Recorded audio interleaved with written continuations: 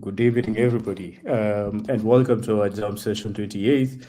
Today, we are joined by three of our base ambassadors, actually around four, and a very interesting builder, Ian, and we'll be reviewing their projects. So we have Fred Gitonga, who is a co-founder of Topiz, Topizi. So he'll tell us more about it.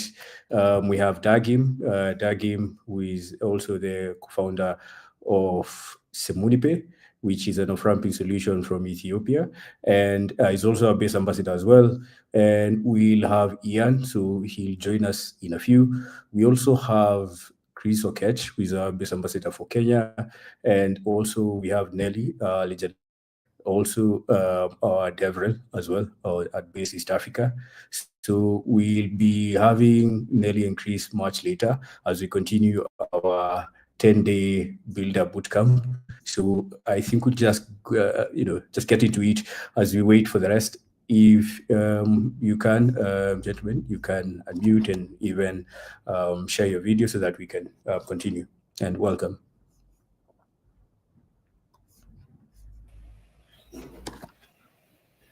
Hi, Kago. Hey, hi, Fred. Welcome to our jam session, and glad to have you guys back on this, and with Dagim as well. Dagim, are you able to speak now? Yes, I'm able to speak. Can you hear me? Yes. So we are waiting for Ian, but we can just proceed for now.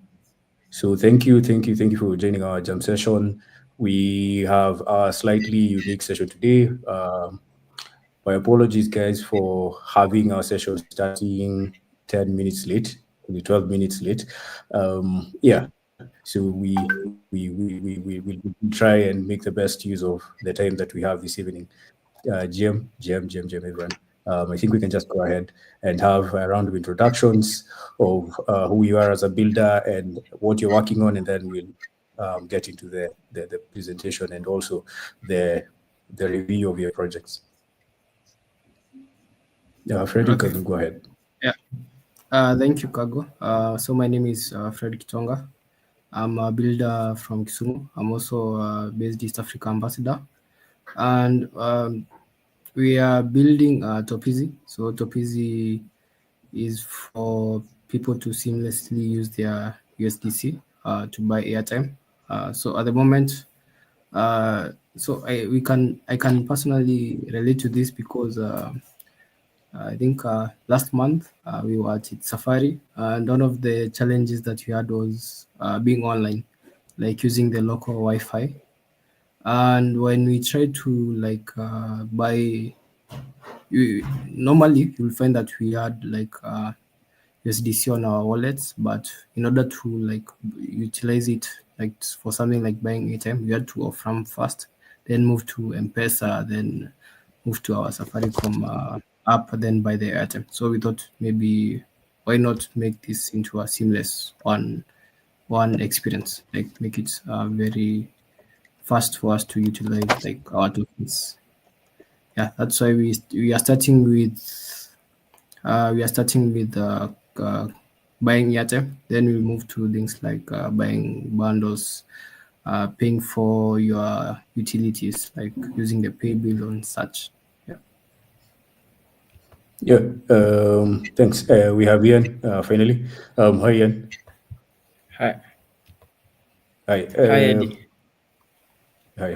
Glad to have you here. So we were just reviewing projects and having introductions, and Fred was telling us about what he's building and why he's building Topizi to recharge airtime based on an experience he had and a pain point he is trying to solve.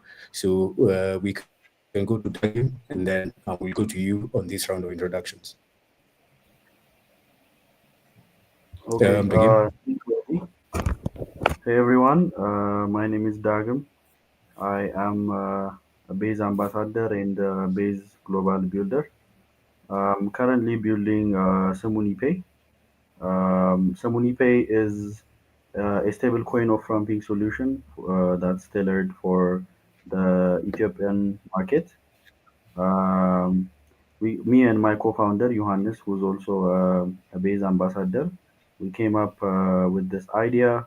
during ETH Ethiopia, which was held back in February last year. And one of the biggest issues during the residency we've noticed was our African friends, Kenyans and Nigerians who came to the residency were not able to find a solution to convert their crypto to local fiat, which is Ethiopian birr. And every now and then we were asked to actually off ramp crypto for them using different exchanges that we use in Ethiopia.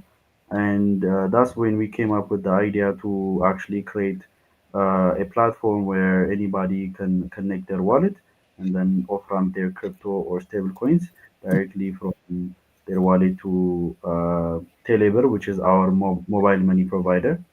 Uh, and currently we are live on base, and yeah, I will be able to demonstrate a live demo later on. Okay, thank you.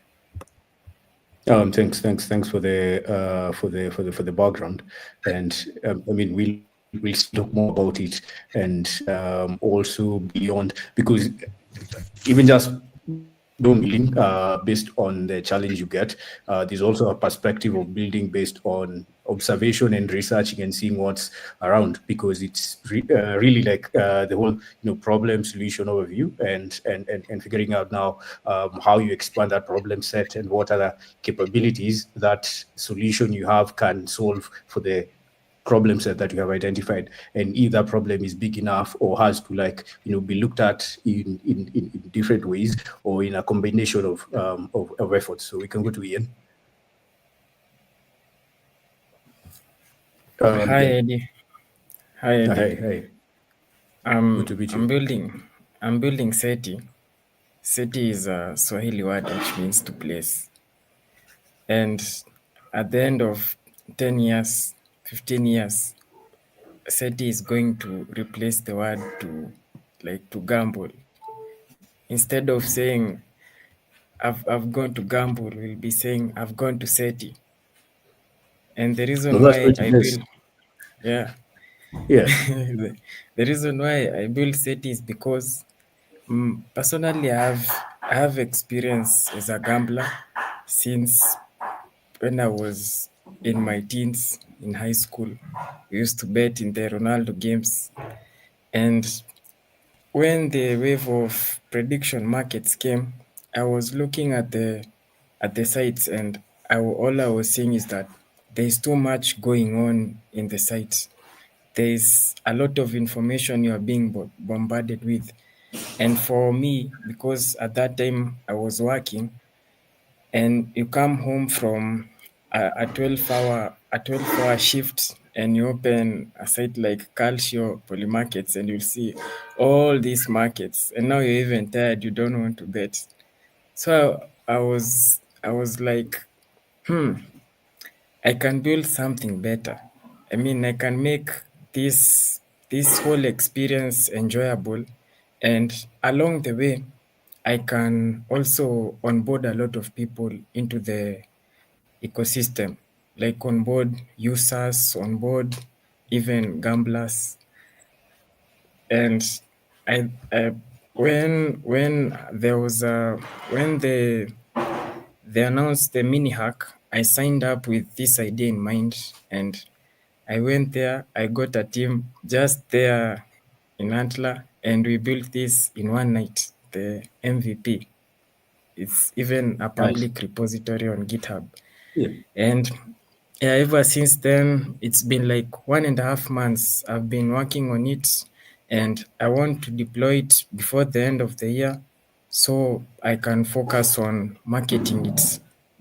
And because the World Cup is next year, I know we are going to onboard over 10 million users through a gambling platform. No, that's crazy, because I mean, as it's mentioned, a famous man mentioned recently that in a few years, most users of crypto won't know they're using crypto, and it's pretty wild also in terms of what that can be. and in terms of prediction markets, in terms of even literally betting as it is. I don't want to call it gambling, but really, I mean, life is a gamble anyway. So I think maybe we should be like living and putting our goals and milestones on SETI, figuring and betting on ourselves. So yeah, thanks for that background and for that intro. We just go straight into it, and just be ready, share your screen. There's a button there, just like on Google Meet, where you can add your screen, and then I'll broadcast it, and we can go ahead. So yeah, we can just do it all of us, and then we'll start with the game.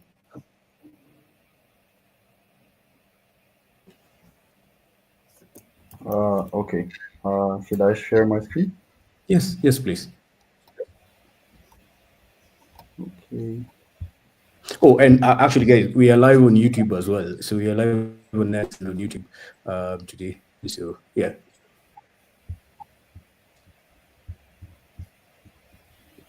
Can you see my screen? We should right now. Just a moment. Let me see. Yes. Okay, perfect.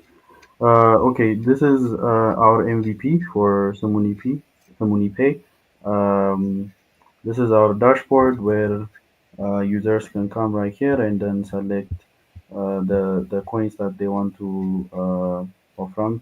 Currently, we only support USDC on base, and then from here they can type in the amount they want to type in, and then the currency is ETB. And then, as I said earlier, we only support uh, the widely used mobile money provider called Teleber in Ethiopia. So we're gonna select Teleber right here, and then we're gonna type in the number that we want to offer to, and then that's going to be my number. And after I've put in my number, oh, I forgot to connect my wallet. I'm gonna do that. Um, so it's requesting for connection. I've connected my wallet. It's going to bring me the wallet address right here.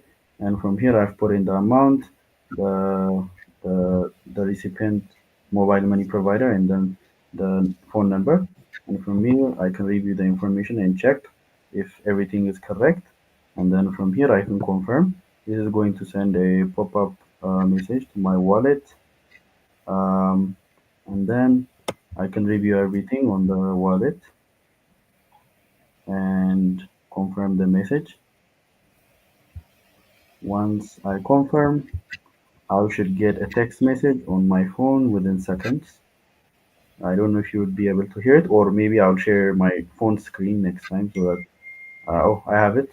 So I offered 0.1 USDC for 14 birr on my Telever. Nice. So that's how our platform works. Yeah. No, I mean that's pretty straightforward, and it's also the mark of a good project. I'll actually have everyone else on the call as my co-reviewers, and giving feedback as well. So that's how we're going to do it. Where once you showcase your product, we'll give you feedback as well. So it's yeah. So we can start with feedback from Fred and then Ian. And then since it's also within the same vertical and industry as Minicent, we'll have Chris as well to also give you feedback on the product. Yes, that would be amazing. Yeah. So we can start with Fred, Ian, and then Chris. Okay, thank you, Kago. So I would like to first say I really enjoyed like the smooth experience. I think you did the steps in 3 simple steps in a way, and so I think something I've seen with our fronting services is something like you asked about like legal names or something, and there's a receipt at the end. So yeah, So, if I got your feedback correctly, is you are wondering how he can confirm the recipient of the cash, of the money? Yeah, yeah. I think there's I've seen in other particulars where they ask for like a legal name. Okay. Yeah. Dagim? Yeah, you are right. That's actually one of the features that we are adding on the version that we are going to be deploying next time. Yeah, we were actually working on that one today, funny enough, because having the information of the people who are transacting on our platform is going to help us legally comply and also verify. So yeah, thank you for that note, Fred. So will it have on the same thing as Gitonga has asked? So will it have KYC feature as you've mentioned? It's going to where you can verify identity, or you're going to have a way where you are just sure of the name of the person in terms of like just knowing as layer one KYC level. I think level zero or level zero, level one. Are you going to have Yeah. like verification of the hold of the wallet, or you're going to make it permissionless really? Currently, we are going to take the route of the permissionless one.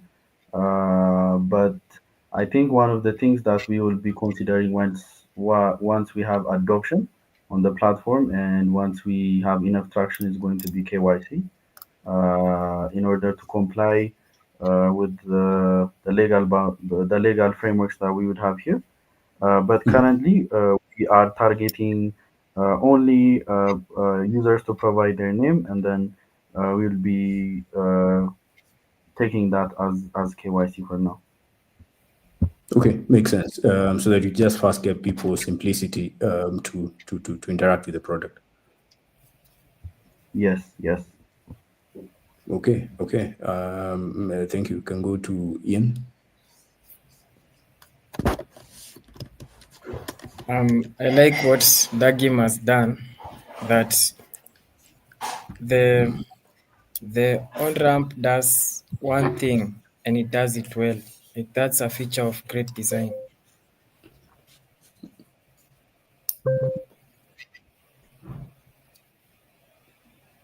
Yeah. Thanks for your feedback, Ian. Chris. Yeah, thank you for the feedback. Um,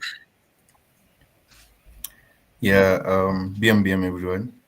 For folks who just joined, my name is Chris. I'm base ambassador at base ambassador Kenya.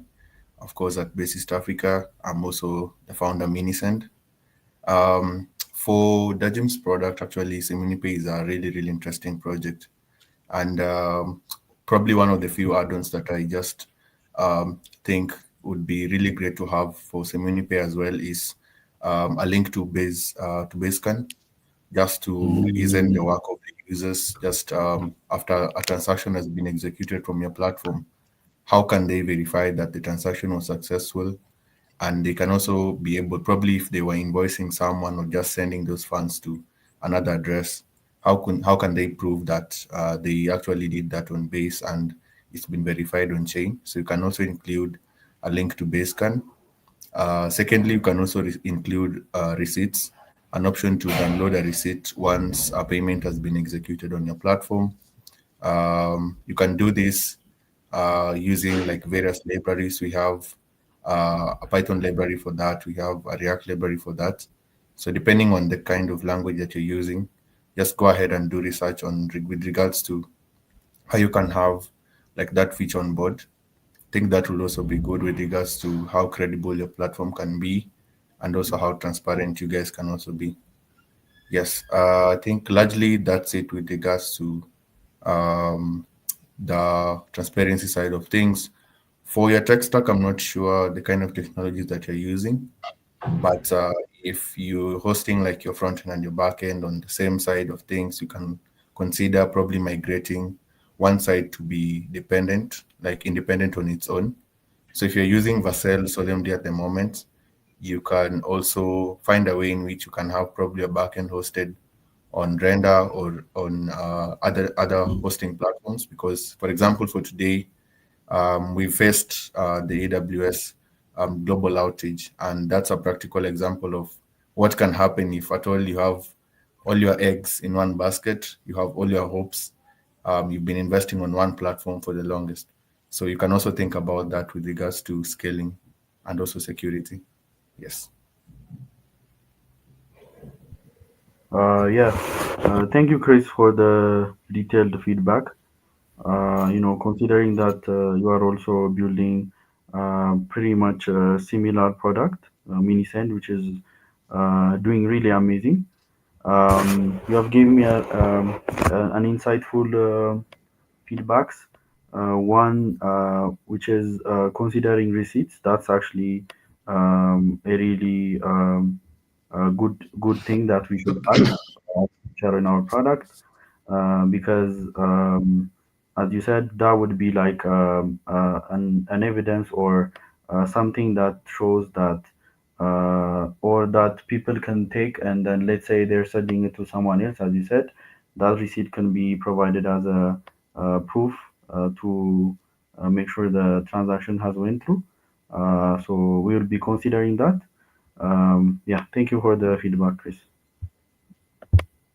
So I find lots of similarities with actually three of the products that are here.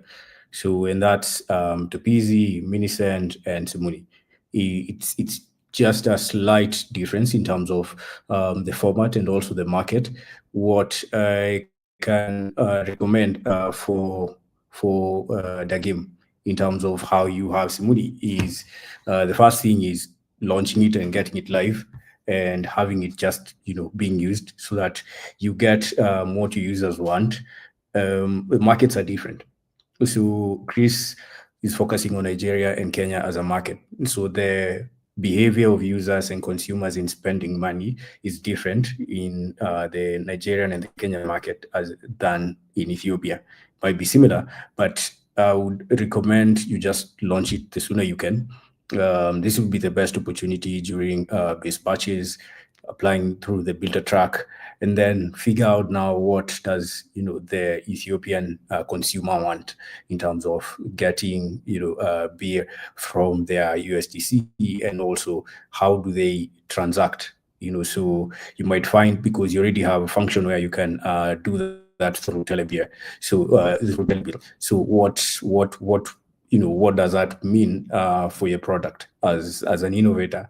So I would recommend, because as I mentioned, so there's similarities in terms of the logic, in terms of the thinking behind the three products, but then the distinction now comes in what the users want. So Fred is looking at airtime, is looking at utility. So users want a way they can actually consume, and this is like maybe small amounts of their crypto. So of course he's starting with USDC. Who knows? Maybe he's doing that because that's what the users want right now. And then the other aspect I would say is we should also, as builders, focus or start thinking in terms of yield. So there should be like a way where what's the incentive for a consumer using your service? So are they just using your service because it offers ramps? Why can't they go to a P2P exchange or a P2P service to just do the same thing? So what's the value add? Because within no time, then it's easily you can easily be extinguished by a large company if they launch a similar product, or a large player. But the beauty of being an early player, I wouldn't even really call an innovator a small player, but an early player, is that you have the advantage of speed. You can actually move with lots of speed. So which is, does it so does it mean that you'd have to figure out now what you can use to keep your customers on your platform. So there are lots of services that offer yield. We've seen services like BitSave from Nigeria. We've seen Expendi from Kenya also doing that and offering a form of like yield and also spending. So I think just observing how people move money and use money will help in now specializing the product or actually making the product more useful for the users in the different markets. So yeah, and also of course considering the other security risks, that's also another bit we have to look about. If you're looking, if you're already in the money business, in the transactions and of ramping or any kind of getting money off chain, is how safe is the transaction once a user connects their wallet to your service. So these are some of the items that we need to think from user experience perspective. So the user experience is that, of course, for example, we'll trust Minisend because we know Chris, but that shouldn't be the case. We should actually verify, and that's why he's adding and saying, hey, maybe add a link to Basecamp. But beyond that, how safe are your smart contracts in terms of knowing how the funds are being deducted from the main wallet? So in future, we should probably now have a deeper dive into smart contract security and just application security as well. Yeah. Thank you, Eddie, for the detailed feedback. There has been a couple of things that I've picked up from your feedback. One being that why would actually people come to our platform and then off ramp here when exchanges are already here? And as you said, this is even a feature that a big exchange can add as a feature, right? And exploring other ways of providing value or understanding how we can also or understanding why people should come to our platform is one Yeah. thing. In addition to that, one thing I would like to also add about our product is we are also exploring ways how we can use this infrastructure to use it as a remittance platform, because one of the issues that we face as a country in Ethiopia is remittance, which is a lot of hundred millions of dollars from outside foreigners, diaspora send money back home to Ethiopia, but the way the money comes is not efficient, and also during that process, there's a lot of money that's being cut because it comes through the traditional finance. So we are also exploring ways how we can abstract, the crypto part by adding, let's say, we can on ramp, we can add another infrastructure where people can bring in credit cards and then off on ramp crypto, or just we abstract that part where the crypto side is there. So anybody with credit cards can bring in their credit cards, put in their details, and then we'll add an on-ramping solution here, and then we would be able to off-ramp that on-ramped crypto in our platform to BIR, where you have already said that the next users of Web3 are not going to even know about crypto or know what's going on behind the scenes. They will just be able to use it. So we are also seeing how we can use this infrastructure for that purpose, because the use case is big, and that's also a really big issue that we want to address. But for now, we are, as you said, trying to launch this product because we also want to get users, get adoption, see how people use it and what we can improve, and then that would be like the best learning like curve we would have as a product while it's launched, and then while we have feedback and while we are having transactions and traction from users. So yeah, these are the couple of things that I have picked from your feedback, and yeah. Thank you for taking us through Semunipe, and also great plans also with regard to where Semunipe is heading, and as Yano gave you feedback, it just does the job. It's pretty straightforward. With any iteration you make, just maintain that. Just make sure the job that needs to get done gets done in the simplest way. So we'll go straight on to Iano or with SETI. Share your screen and then we'll add it.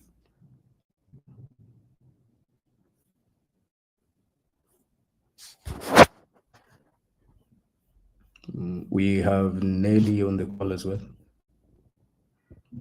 Hi, Nelly. Hi, Eddie. Hi, everyone. Hi.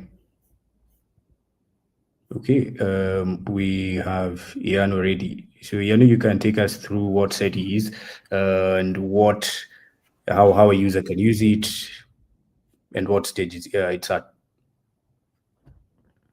Sure. So SETI is a prediction market, but it's also borderline like a crypto casino of sorts, where users can come and pick their options and then they can stake the cash that they have. Another understated thing that I haven't mentioned a lot about SETI is that it's multi-chain. This is it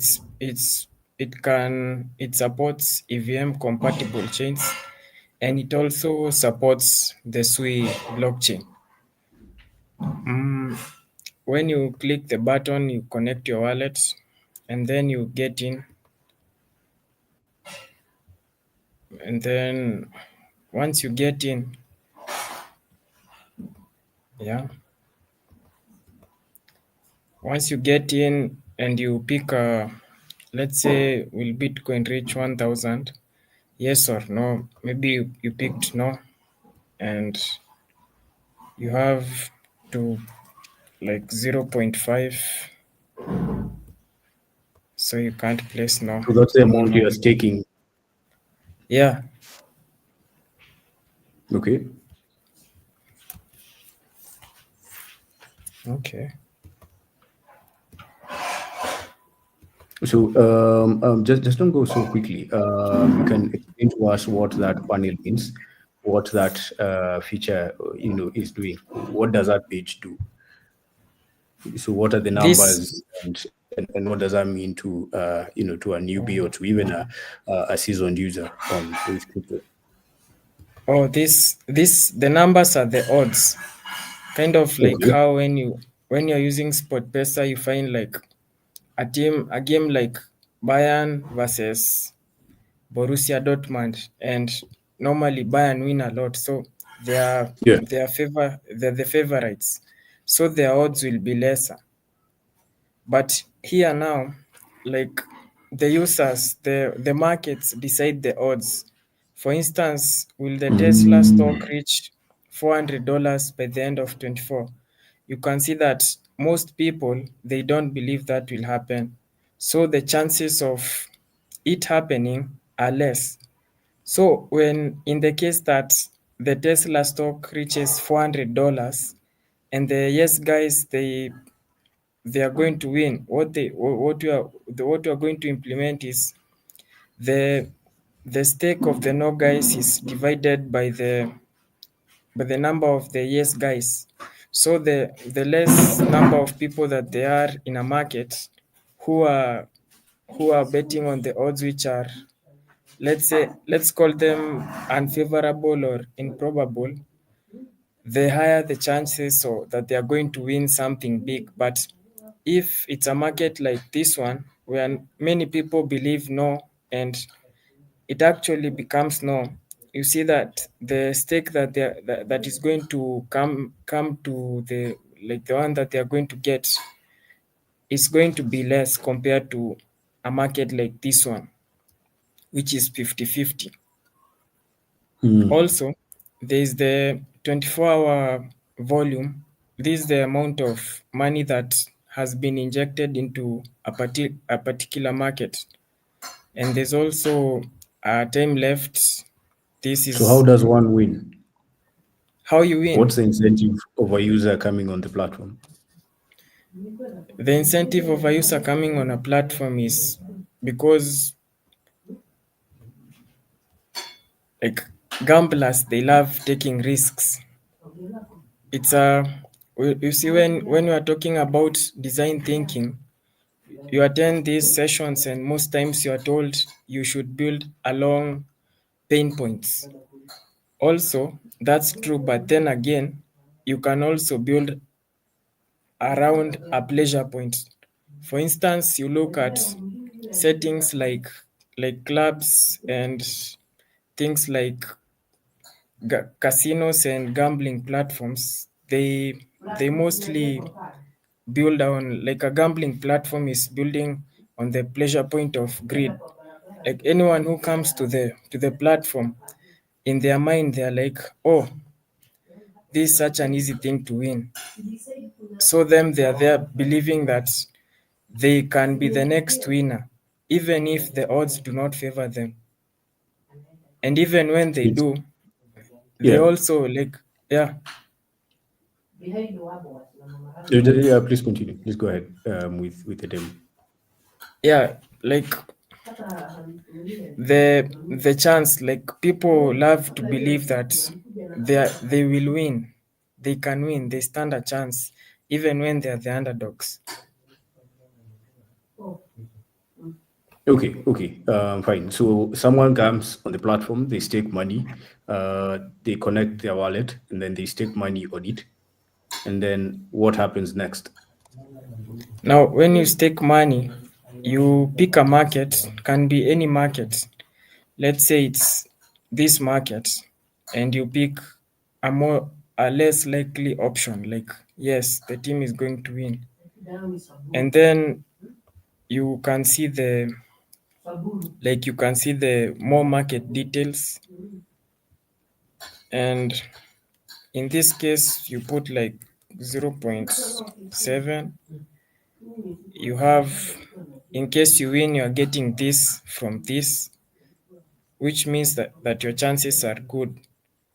Some other times you can Okay. pick no, and then you come, you place something like 0.5, you know, and these are your chances of winning. So that's how it works.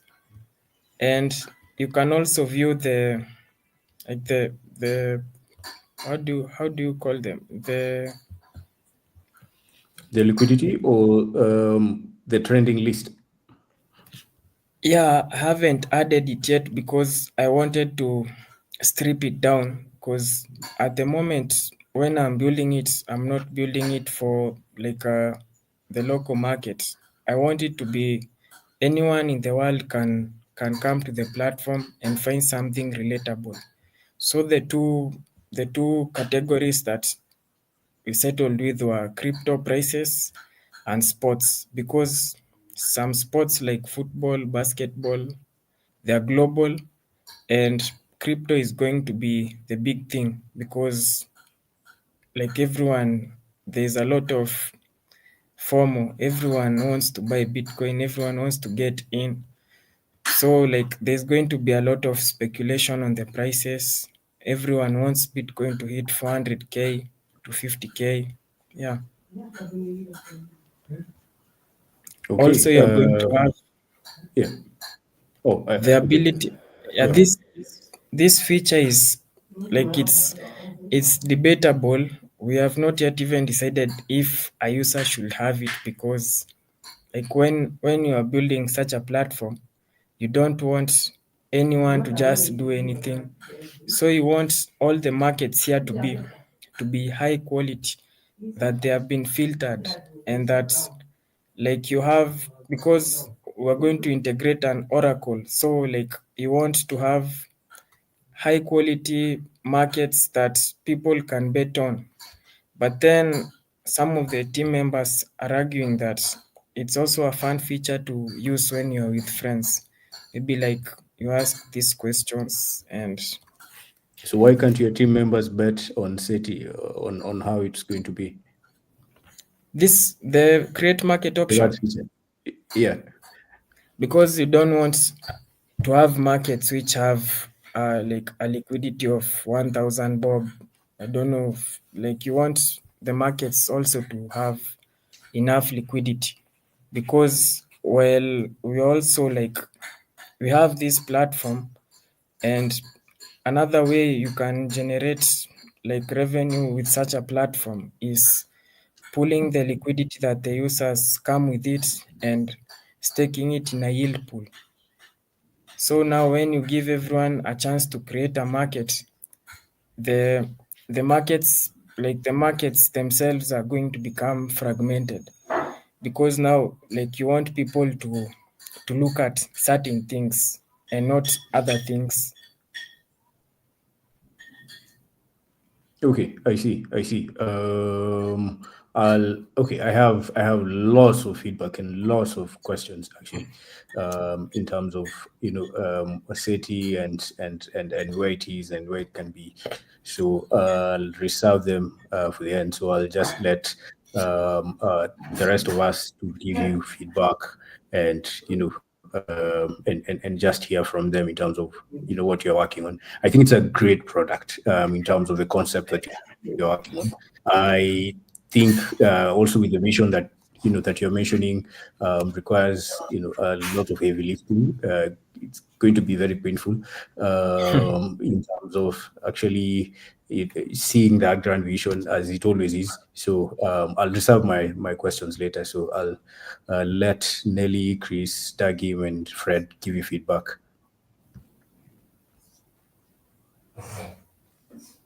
Nelly?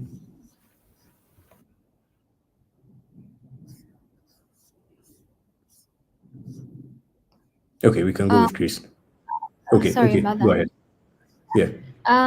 I don't have much to say yet, but on integrating oracles, I think that's very essential. And also, if you need help integrating oracles, we're always there to help you. So yeah, I can help you integrate oracles, the Chainlink oracles. Yeah. Thank you. Yeah, I think Ian, I love the concept of you understanding your product like from end to end. Ideally, you already had like you already have the concepts already figured out what you should be doing at what particular points, why you're targeting the global market and not just the local market, which is really interesting. Um, Another point of I think of advice that I'd also like that I learned while I was also building Minisend was shipping it fast and having the basic MVP also ready. So if we could have like a basic side of SETI that we could just log into and then just even if it's taking some 10 USDC and then we see what happens after that, we even make a prediction on when probably the base token will be able to launch or what we'll be doing probably on our next jam on X. That would be really interesting. But I love the whole concept of you having everything on your fingertips ready, where you'd want to integrate them, how you'd want help, and the technologies that also you'd want to utilize. So feel free to explore various app chains. We call them app chains on Base. So we have Mofo already integrated with Base, so you only need the API keys, the RPC URLs to set up on your product or on your backend. And you'll be able to also have things like lending and borrowing functionalities already set up. So you can always tweak all these components on Base if you'd want something that can help you even go global. If users would want to check out their yields, we'll be able to touch that in a few on how you can do that as well. So I think the product is good. Just keep on building. Have it simple at first. Don't complicate it too much. Just have a simple bit of it. Make sure it works. Go ahead and now source for user feedback.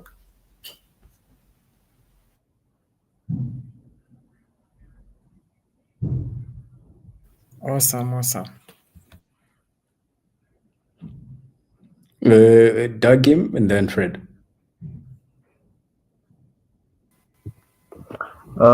Yeah, for me, Ian, I like the idea. I like the concept.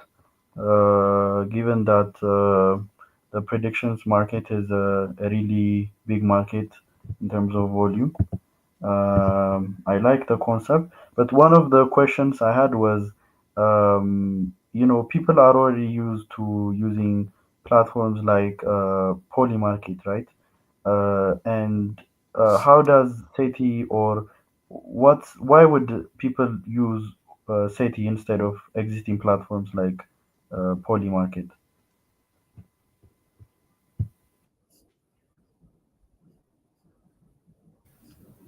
because like platforms like Polymarket and Culture, when you interact with them, like even from the feel of them, you just get the vibe that this this this product, like this site itself, is not built for like where like particularly for me, because like you can get now, for instance, you look even at the options, the markets, like you're seeing games from American football, and then they are betting about, like you are being asked who is going to win the New York City mayoral ticket.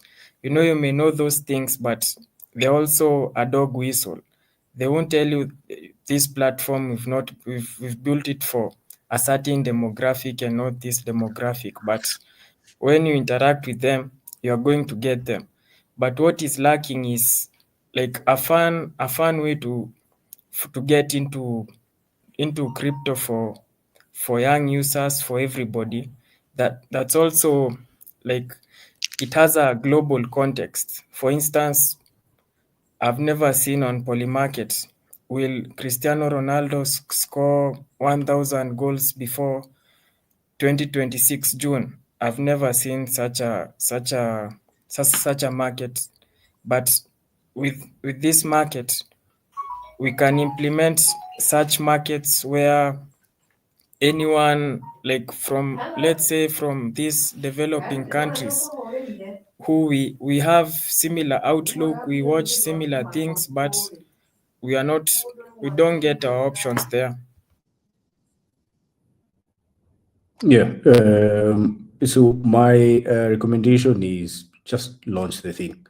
Just launch the thing. I know Fred hasn't given his feedback, but my recommendation is that you should just launch the thing. And then also, if you're looking at getting it as a global product, I would recommend also, first building for yourself first, in the sense that you can actually use this product. You can get someone else use it who's close to you, might be in Paso, might be miles away, but whoever is you're in touch with. I'd actually even recommend having um, um, um, mini SETI. So you can have like smaller bets. So think of something as simple as how for example in Kenya the 10th of October is usually not a very sure holiday. So we are not really sure whether 10th is going to be a holiday. So you can start something like that, where people can start betting on smaller bets, literally, and then have that fund accumulate, just the same concept we have with merry-go-rounds, with the weekly chamas, the monthly chamas. It's the same thing. So yeah. So think along those lines in terms of what works based on your experience as a gambler, as you mentioned, because you're the one who mentioned that you are a gambler, or as someone who spends time on the prediction markets. So figure out what really makes what kicks in terms of your experience in the markets, and also based on the wins you've had or the losses you've had, what can you build around that so that you can optimize this. So what would be the uniqueness of this? Would it be that users would be safe when they come to your platform? Would it be that users can actually set something as a milestone, as a target, something, or it could be still the same thing.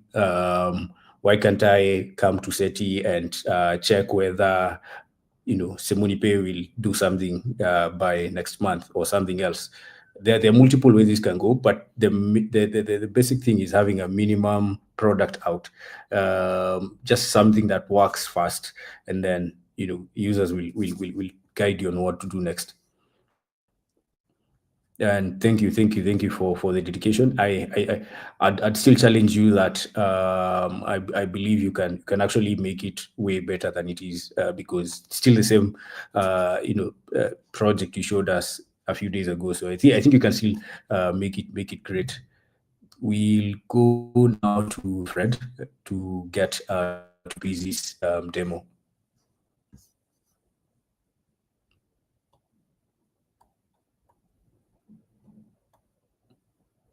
Fred, you can share your screen.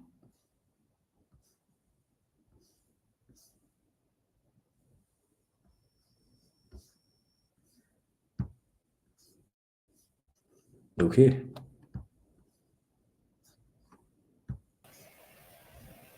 Your mic is on mute. Yeah. So hoping I'm audible. So yeah, it's Topizi. So we are trying to make this as seamless as possible, and so ideally we'll find that you'll have to first connect to your wallet. So at the moment I'm connected to MetaMask, but we are also supporting Base. We want to build this as a mini app on Base. So we have not yet configured that, but just use the normal MetaMask. Let's connect our MetaMask account.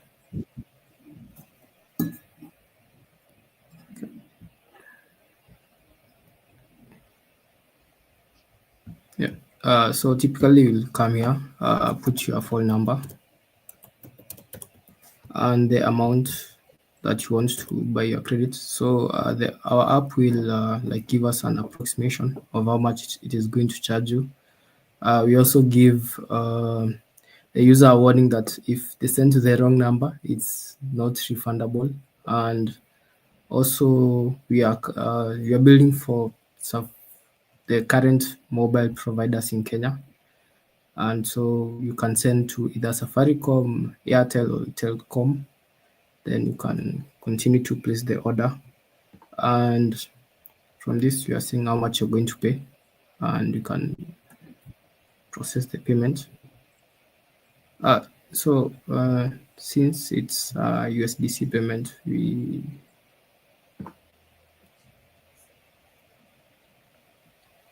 have to do... also, this is on testnet, so you won't... it's not like... Oh, I was actually testing it. It's fine. Oh, yeah. Yeah. Oh, so were you able to see like the MetaMask pop-ups? Yes. So I've actually connected my base app, my base wallet. Oh, yeah. So it's on testnet. So don't send, and that it shouldn't work. Go through. So we are still on testnet. Yeah. So that's simply it, and you'll get your airtime on your mobile. It's very straightforward. Yes. So actually, let me go back. So we are still refining this, and we are hoping to launch by 22nd. That is on Wednesday. And we're also hoping to test it out with people who are going to Uganda for Nile, particularly Kenyans, because the last time I was there, I had a difficult time topping up like my Ugandan line. So I'm hoping to make this work by then. So we are supporting a couple of East Africa countries. We have Kenya, we have Rwanda, Uganda, and Tanzania. So by Wednesday, I'll be able to launch this to mainnet and allow people to use it. Yeah. So that's super impressive, man. I mean, congrats on the progress and the simplicity in the user experience. We'll start with Ian and come on the other way. Ian, Nelly, then we'll end with Chris. Dagim and Chris.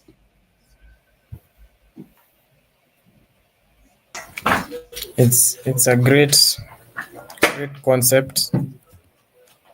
I think I like it because like being able to transact small amounts of crypto is is like is is like It's that one. a- Yeah, it's the thing. yeah, man. Yeah. Yeah, Yeah. but Yeah, also yeah. like the the color Oh yeah. So sometimes it can get swallowed by the like when someone is looking at the color and there's a bright source of light close by, you should look at okay, that. okay. I consider that. My favorite color is blue, so I am a bit biased.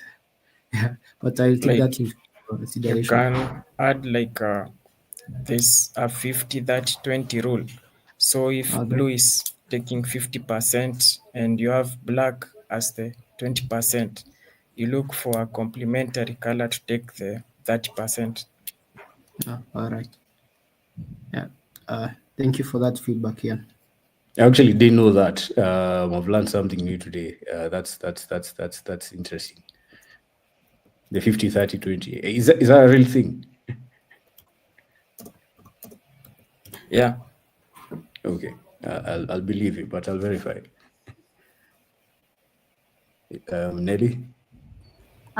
This is a great product. Just being able to purchase airtime from the USDC I have in my wallet, I think that's really nice. Just a UI comment though, where you have the phone number. For most UIs that I've come across where there's a phone number and a code for the country, I think the code is always on the left and then the number is on the right. So I don't know if it's a concern for any of you guys, but for me it is a concern. I'm okay. I mean, I'm getting confused why 255 is on the right. It's just based on what I've been seeing mostly. I think that's all for me. It's just a UI comment. I don't know if anyone shares the sentiment with me. Maybe it was made for autistic nerds. I think it's our design is maybe left-handed. But thank you for that comment, Nelly. I think we can change that. Yeah. Yeah, thank you.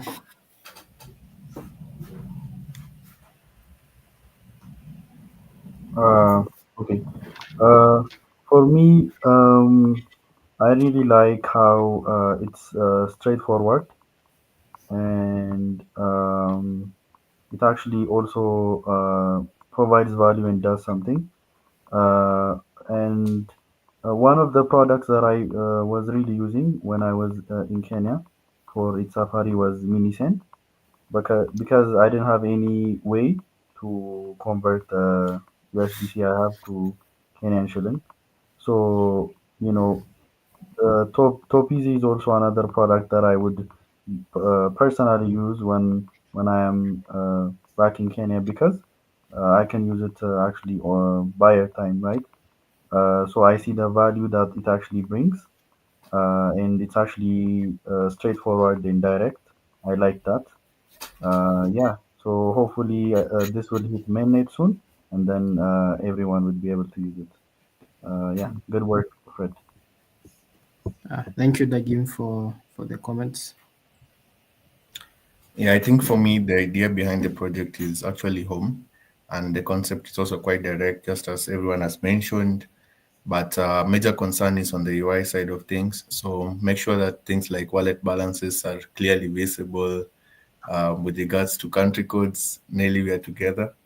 So probably we can have the 254 coming first, and then the other input field for the set of numbers that follow 254, and then let the 254 drop down also contain like the flags of the various countries. It also speaks a lot with regards to the user experience. Yes, I think that's all with regards to the user feedback. So the idea is already home, the API is already up. You guys just get to launch on Wednesday. We get to see how the product works on mainnet. Then we'll also be able to like drop more feedback. Thank you, My Chris. only piece of feedback is make it a mini app. Just make it a mini app.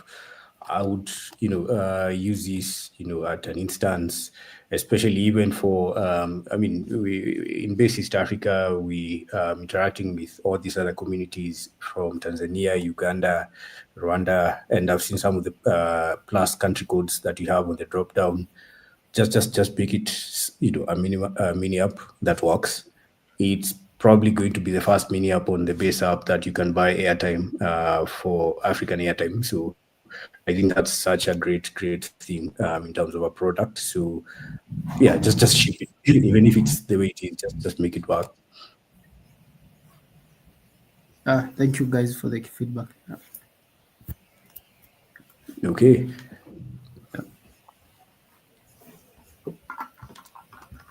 Thank you for showcasing your work. We are still going ahead, and for the next session, we can still stay on if you've been following our 10-day builder series of Base East Africa Builder Bootcamp, where we've been doing lots of like in-depth code and learning about base and what you can build on base. And before we continue with that series, we are on day 6 of 10. We'll take a short break and then we'll come back in a few.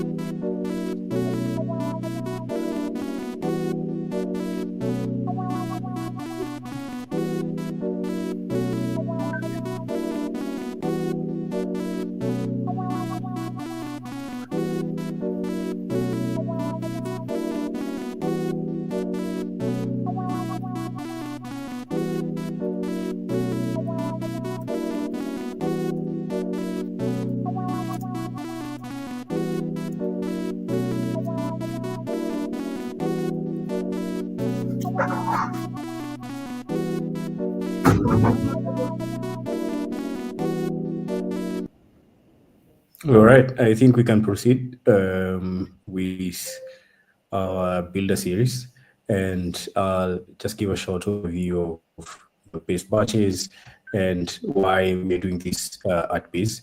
I'll introduce myself. I'm Eddie Kago. I'm the base lead in East Africa, and we have been doing a 10-day bootcamp with builders with base in East Africa, and this is our 6th day, and today we'll be reviewing what you should do as a builder in terms of what BaseP is all about. But before we get to that, go over why base batches exist. So it's a program that seeks to help builders take their idea, turn it into a product, and kickstart their business. So as opposed to typical hackathons where you just go and do a project and forget about it or leave it in the GitHub grid. We really want you to push this as a business that you can actually build and have it thrive, solving a real problem in the real world. So base batches 002 or the second has two tracks. So the startup track, which just expired, was for teams with live products who are ready to take the next step. These are teams who already completed and launched their product. So they're competing to earn a spot to present live at Demo Day in Dev Connect in Argentina, where Base will be giving you the best platform to showcase your product to lots of Ethereum builders. And then we have the builder track, which has been our focus, where we're looking at pre-product teams, like the teams who just showcased their products a few moments ago. And we're looking at now getting them into this global hackathon. And then with time, we'll have, of course, a final list of finalists from around the world who will get further mentorship, who will join our program, Incubus, where you'll get one-to-one feedback sessions with the best in the field, the market, in terms of why you should, and of those why and how you can grow your product into a business in a very short time and scale it to the global audience. We'll get onto the builder track and review what it's all about. And the builder track for base batches 002 closes in 4 days. We be ending our builder bootcamp on the day when the deadline is. So we encourage all our builders to keep building. We've been having closed sessions through our Luma link, which we will share as well after this session and even during this session.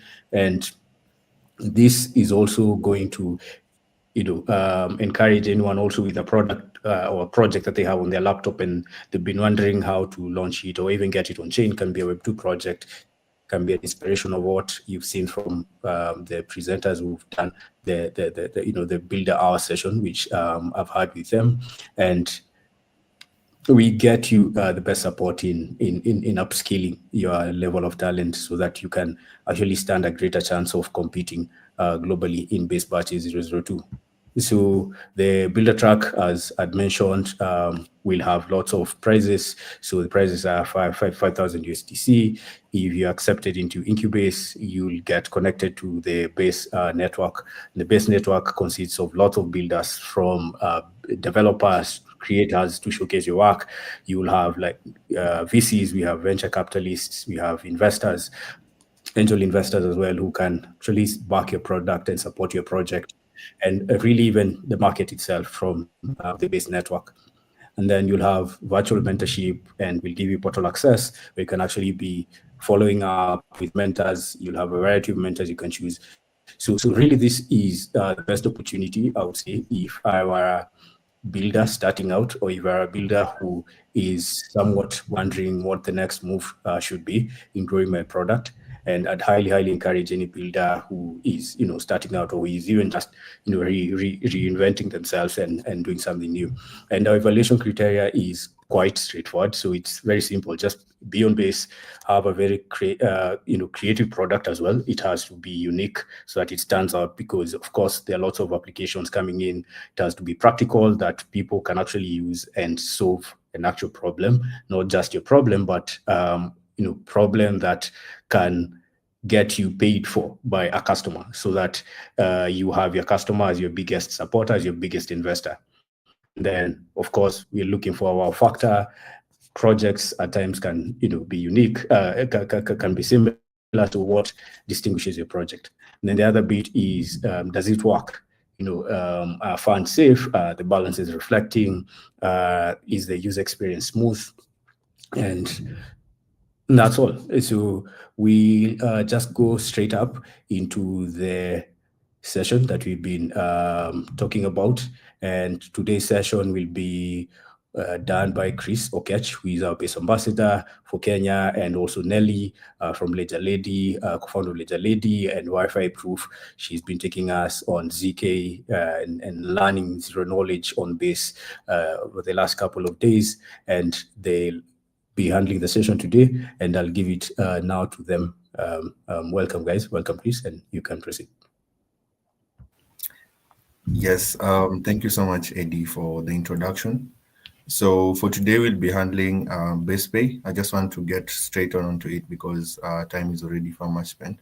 So if you've been attending our previous sessions, we started off with a basic foundation to building on base with regards to how you can deploy your contracts, how you can utilize various on-chain components, and how you can also go ahead and also get testnet tokens with regards to also deploying your smart contracts.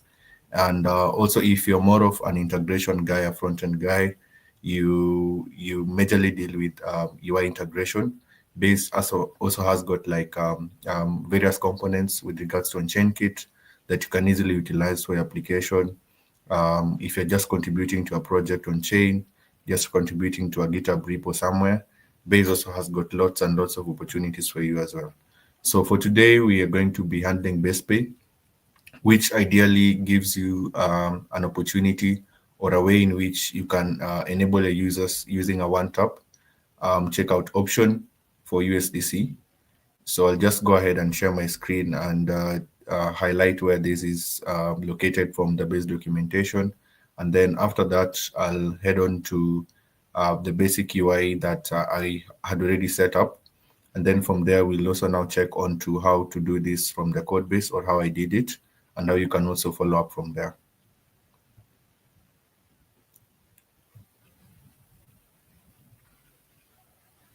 Okay, so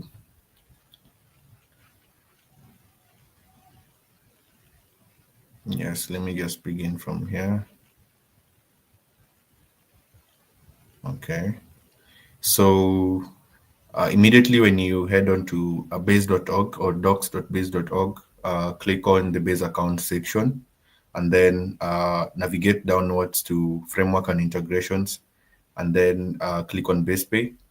So this is our topic of the day, and the reason as to why base pay is quite interesting is because, one, it simply works the same way as WAGMI applications, and it interacts directly with the base account SDK. So it operates independently of wallet connections and uses the base account SDK directly.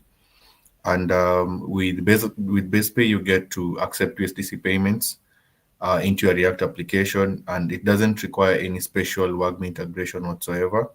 So there's also a guide that we're going to be able to jump onto, which is called the Accept Payments Guide.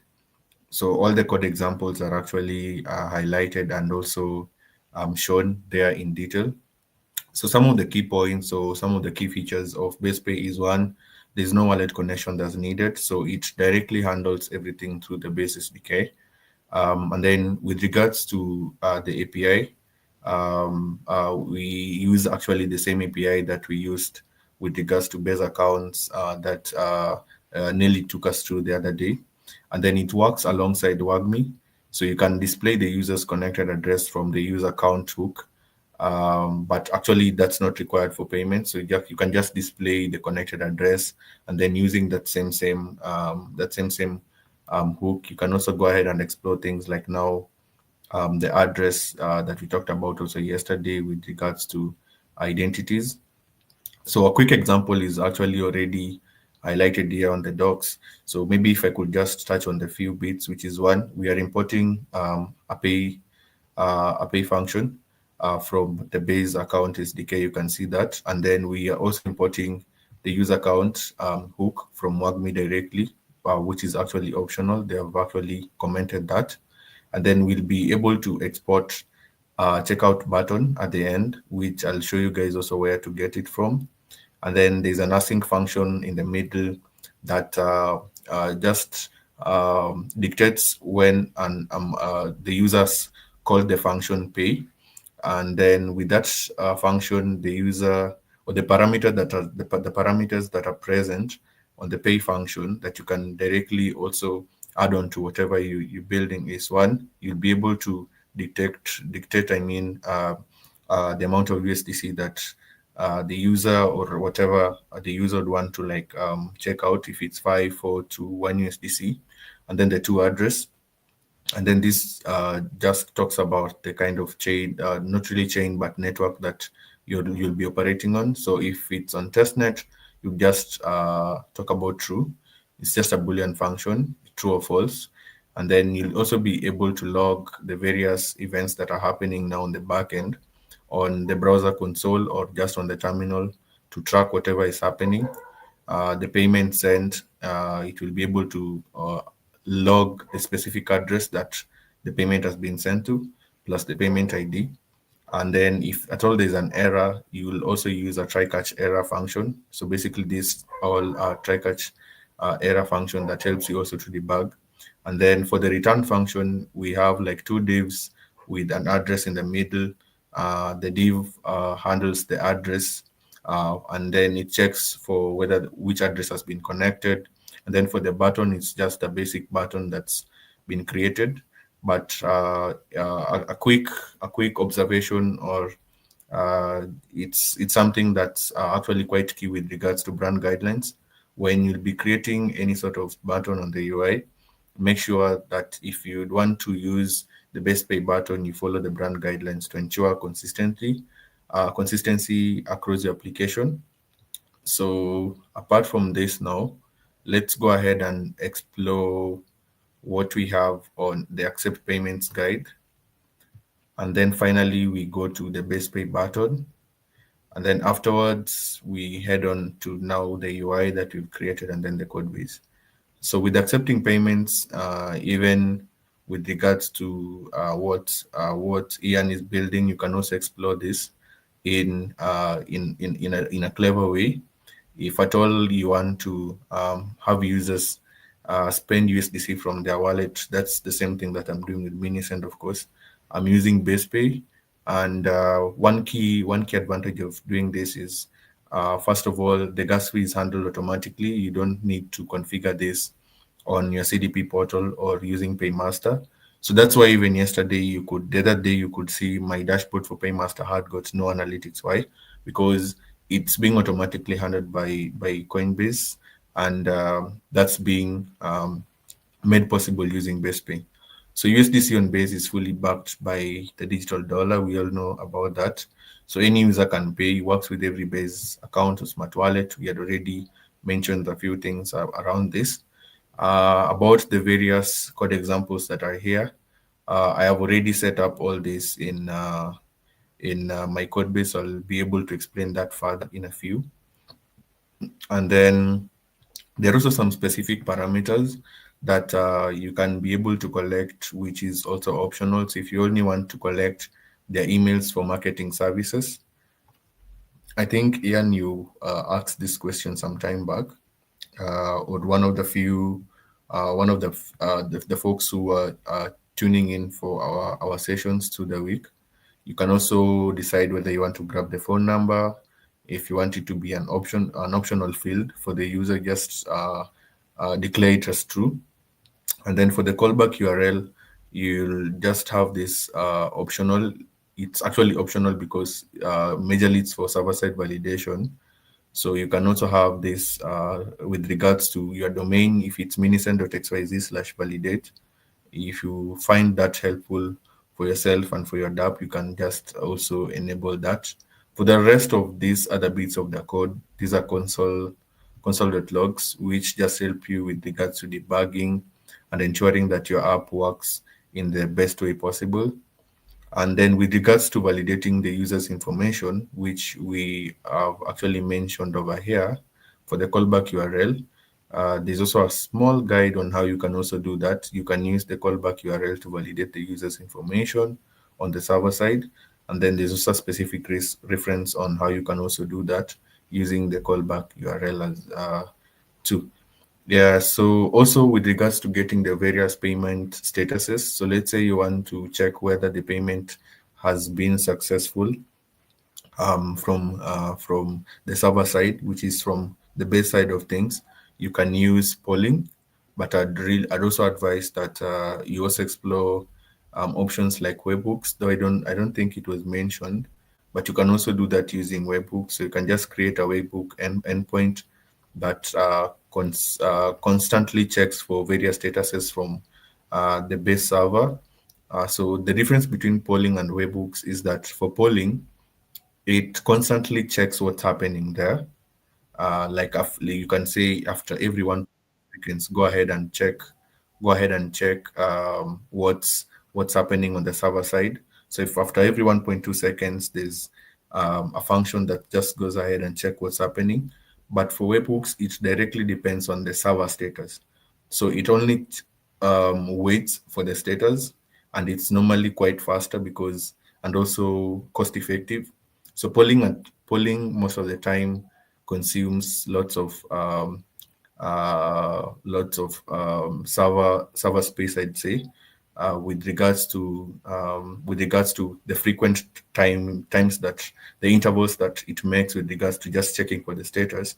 So you automatically know that the billing that comes after making consistent calls to the server would be really high. But for webhooks, it's a one-time thing. So if you just go ahead and just configure the webhook endpoint, and then it now just waits for the statuses from the server side, picks that, sends it to the specific try catch function or if else function that you have. For example, you can see there's an if else function that's over here. So if the status is completed, then the order has been fulfilled, and then you'll be able to now give the user some feedback on the UI confirming that that transaction was actually successful. So let's get back to now the base pay button, and then also get to see how it works. It's just simple. So it's a pre-built React component for accepting payments with base accounts.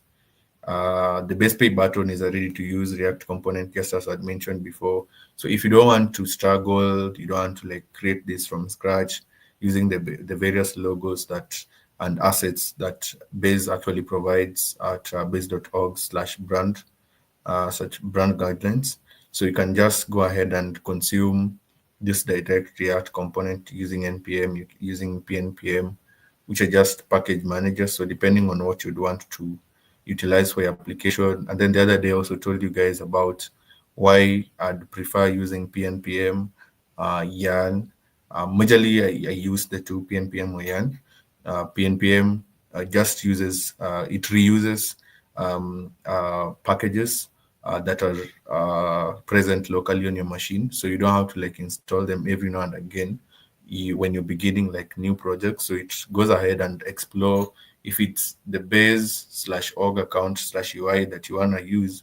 It goes ahead and checks, did we use this last time? Let me just use that, import that to this other project, and then it goes ahead and installs it, or rather goes to the next package that needs to be installed. So for npm, you get to install these packages manually every time you make a call to the package library. So a basic usage, we'll be able to see this from the code base.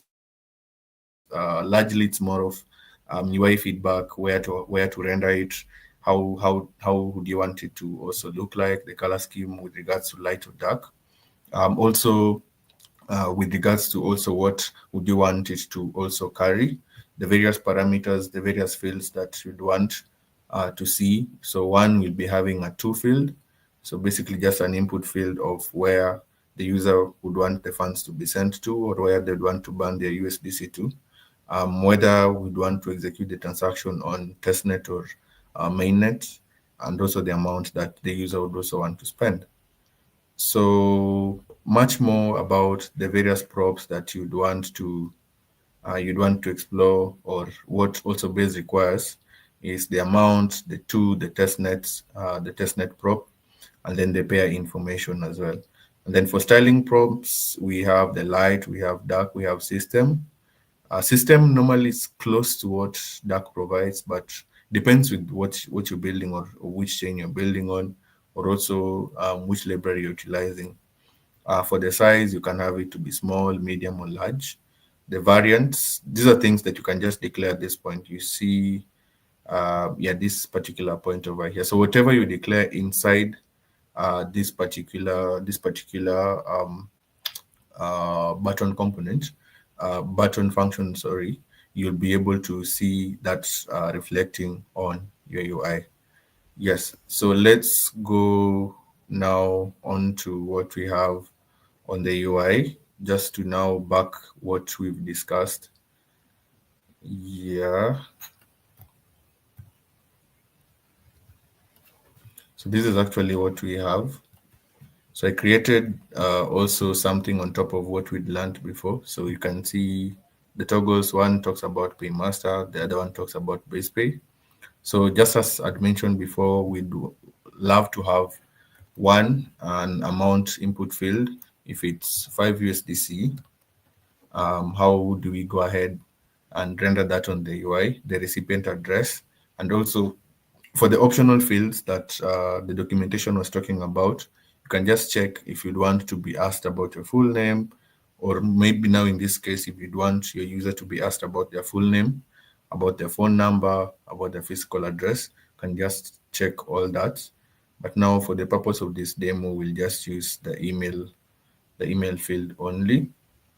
And then down over here, there's just a link that takes you to the Circle faucet. You can just go ahead and then claim some from there if you don't have some test USDC. Let me check for my wallet if I do have some. The last time I tried doing a test transaction. It failed because there's this side of base that was depending on AWS, so it's currently down. I don't know whether it's up already, but let's just go ahead and confirm. We have base Epolia testnets. Let me check on the tokens. So we have 11 USDC on base Epolia. Let's try and see if we'll be able to send something. So just clicking on the base pay button, it triggers the base account SDK pop-up that we actually also saw yesterday. One thing I'm also yet to learn is why it's calling this from my mainnet wallet. Let me see if it will work. No, it won't work. So what should we do? Okay. What you can do is we can clear the cache over here and then connect whatever I have, connect the wallet address that I have on the wallet address, the MetaMask wallet address that I have using that holds my testnet funds, and then we see if they'll be able to like sync together with base accounts. So let me go ahead and try triggering the payment once again by refreshing the page. After refreshing this, we go ahead and now make another call. Okay, and then let's say we want to create an account because let's call it meta account. Then we use this other my passkey. Why is it?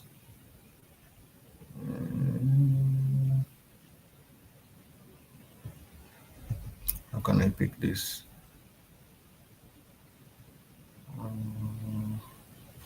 Okay, there's this passkey field. I can't see it clearly. Then I can't also pick anything from.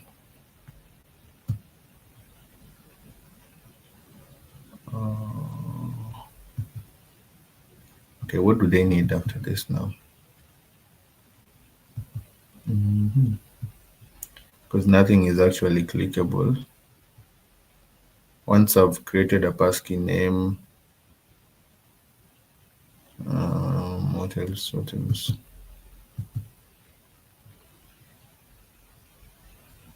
Nelly, do you know how to handle this? Not really. For me, it was a touch ID. So, could you try Save another way. So ideally, it should be giving you a place where you're saving your passkey. Uh-huh. Yeah, Could you try saving another way? Let's see what's gonna. that would be Mm. now with USB security, Oh, but I'm running Linux, so I don't think that would work. yeah, yeah, yeah, yeah. So if I save it, it's not tappable, like it's not picking. But Okay. mhm. So if I sign in, what will happen? Yeah, let's try again. Or base accounts normally also, if you check your Coinbase wallet, you can also normally hold testnet funds. So let me send this to like my other address. There's this address of mine. There's this address of mine that I normally don't use. So keys.coinbase.com. I hope it will be faster.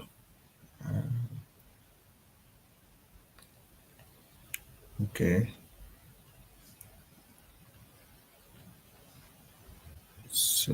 Are you So okay showing that, or should I remove your screen and then I've reconnect? just signed out already. Okay. Yeah, so let me just remove all this.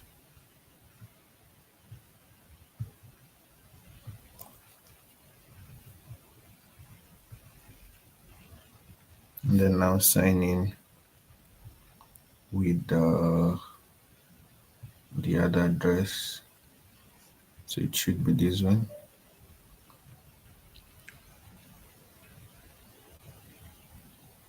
Mm, yes. And once that's confirmed, we have no funds here. Then let me just copy this other wallet address and then send myself some USDC there.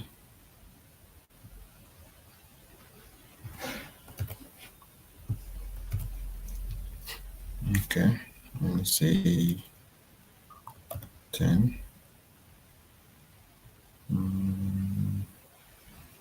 Let's use 5 because probably it might, if it fails, we still have some to test with.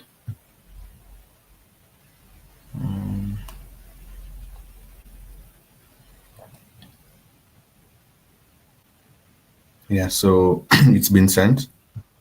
So let's try again and see if we'll be able to spend from using Best Pay from this other address. So, and then probably one of us could share like a recipient address for this because I'm not sure about where that address is from. So you can just drop in your wallet, your MetaMask wallet address, so that we confirm if the funds have arrived once we've executed the transaction. Okay, thank you, Ian. Back to mini demo. Recipient is that, and let's trigger another payment.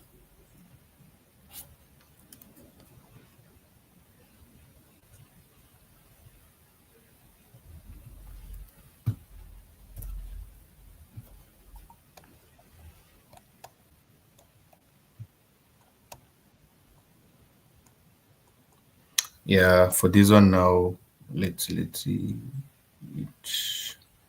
It's the I think the providers who are handling the best pay issue are still down. The best pay functionality are still down. I'm also facing this in production for Minisend at the moment. So we could have confirmed this transaction because at the moment we're not seeing the insufficient balance pop up. So that means it was confirmed we have testnet funds, and the the the other functionality that I added on the code base that dictates that you are running on base Epolia is also working. So I think once base is back with the matters base pay, we'll be able to test this now end to end, probably on our next session now. Let me just go ahead and also share how I did this on my code base so that it's also much more clear. So let me share another window.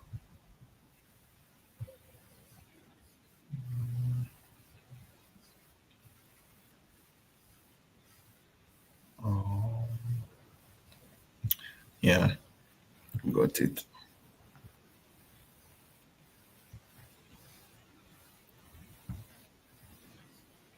Awesome, awesome, awesome. So let me see where this is. Could you please zoom your screen just a Yeah, bit? yeah. I'm yet to. I want to import it to this other side. I'm using two screens, so it's a little bit hard. Think, is it okay now? Yeah, yeah, it's visible. Okay, nice. So I think if you can look keenly for the green, the files which are marked or that have the color green, those are files that I created. So they've still not been staged for push to GitHub. So let me just, you hit Control J to hide the terminal. And then let me just get onto it for the base pay checkout. So one, you can see we imported the base pay button from base hyphen org slash account. So from base accounts. And then we also created various parameters for what we'd like to also have on our payer info responses. And then also for the on-chain address, majorly these are just strings. So you just have the functions being called as strings. And then for the default function, it's the base pay checkouts. So one, we have the loading function and the set is loading. Then you're using also useState, which is a direct hook from React. So there are also various statuses that are being handled by the useState function, which is one, the error function, and then we also have the success state, sorry. And then we'd also be able to have the message, which is a string, the transaction hash, which is also a string, and then the user information, which will be grabbed from the pair info responses. So we declared that on our interface declaration over here. And then going downwards, you can see now this is where we went ahead and created our form, which is the various functions that we'd be utilizing for our form. So the various constants, which is one, the amount and the amount that's been set by the user. We had this by default to be 5 USDC. We'll be able to collect their emails at some point, their phone numbers, the collect address, the collected name. And then now downwards, we have an async function that validates what the user has been able to input in the various fields. So one, it's an if-else function. Majorly for this, it's an if return. So if this happens, you should be able to return this message, and this, if this other one happens, then you should be able to return this other message. So just to start us off, we have the if function that checks if the amount that the user has inputted is a valid number. So if it's not, then it will be able to provide a message on the UI that says, please enter valid amount. And then we also have a recipient address. If the address is not beginning with 0x, it will be able to provide a UI feedback which says, please enter valid recipient address. And then if all that is true, then we'll be able to set the loading status to be true. That means that there should be some effect on the UI, some loading function, maybe some spinner.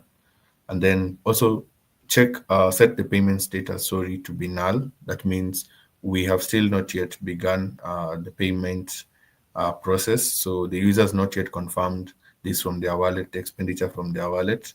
And then for the analytics tracking, majorly just for debugging, there's a console.log parameter that just handles matters, what's happening, if the payments had been, as the payment has been initiated, what's the amount, what's the true address, the recipient address, the collected email, the phone number, the address, and the name. So you should be able to see all this in on your terminal. And then there's also a try catch function as well, majorly just to help with regards to of debugging. Sorry. So the const pair info requests, just check on the pair info requests or the pair info details, and then it will be able to push this on your backend. And then with regards to how we've also like declared them here. Let's say you've said for the phone number, let's have it to be optional. So the user will not be like blocked or be stopped from executing the transaction, or rather going onwards with the payment process. But if sorry, I think it should be the other way around. So if you have the name as optional true, then but wait, we have email as const optional false. Yes. So for the optional parameter for the email side of things, this will be able to show on the UI. So that's how it should be. So if the email has been set to be optional false, so that means it will be shown. And if the name has been set to be true, and the first prop that you mentioned for the function was let the optional parameter be true, then it won't be shown. Going onwards, we have the payment options. So the two, I think we also saw this in on the base documentation. We have declared the testnet prop to be true, but we can have it to be false. So basically, these are just various Boolean functions that you'll be able to just declare with regards to the kind of network that you're working with. So let's just resume this to true. Once that is done, and then now on the cool side of things is now where we get to now the user now gets to initiate a payment. So there's a constant payment that awaits the function pay, just as illustrated on the docs. So pay a specific address with USDC on the base network using an ephemeral wallet. And then for the payment options, you can just hover on the particular function, the pay function, and then get to see everything that's carried with the payment function. So that's everything that's included there. And then we'll also be able to log, if at all the transaction will be able to be successful. If it will be successful on chain, you'd be able to see the payment sent, the transaction ID, and the payment ID as well on your terminal. And then this is now where you get to now begin the polling session. So if the status is still at server, so we are using the constant status will now be depending on the server for the next payment status. Okay, so after we've awaited the payment status and then checked whatever we've carried as the payment ID, these are just basically like auth headers. So the same way you can just confirm if probably if I'm a base ambassador at base East Africa, it's the same way you can confirm whether this payment is actually valid on chain using the ID and using the testnet prop as well. So another interesting bit is if the status has been marked as completed from the server side, that is now after the polling function, the polling session is over, and then it has been marked as completed, then you'll now be able to set this payment status on your UI as to be successful, and then the message that the user will be able to see is payment successful. And then it will be accompanied by a transaction hash plus a user information that just shows the various details that they had input or rather shared on the beginning on the interface pair info responses. So going downwards, I think we're almost done with the code-based stuff. This is just a vice versa of what should be happening. Let's say if the user info has been collected, yes, but on the error side, so we had an if function at the beginning, and then so else, if this payment is not successful on chain, then set the payment status to be an error, and then the message that will be shown is the payment is either pending or failed. So please check the transaction. So they'll be able to check if probably base has already generated a TX hash for that transaction. Share with Fred if man, I bought some airtime, but I didn't receive my airtime on my local M-Pesa number. Could you check using this TX hash? So things like that. And then there's also a try catch. You remember we were also having like a try catch function at the beginning. So this try catch function also helps you with regards to debugging as well. So if the payment also has been marked as failed, you'd also be able to also see this on your terminal as well with regards to debugging. So I've made it really easy for you to just check what's happening on the back end and also follow up closely with the various statuses that you'll be receiving from from base as well. So whatever we have afterwards on this return function is just the basic stylings and what you get to see on the UI. Things like the input field, how you can go ahead and input your email address at some point, so things like that. So majorly these are just now the various styling bits we've used. The base page checkout.module.css to style out everything that you just saw on the UI. Those were styled using CSS in conjunction with Tailwind CSS as well. So that's it with regards to how you can configure your backend, or you can configure your code base to be receiving payments using BasePay. So that's a one-time or one-tap checkout option for USDC on Base. So that's it. Not unless we have any questions in the comment of the stream, I can also go ahead and answer that.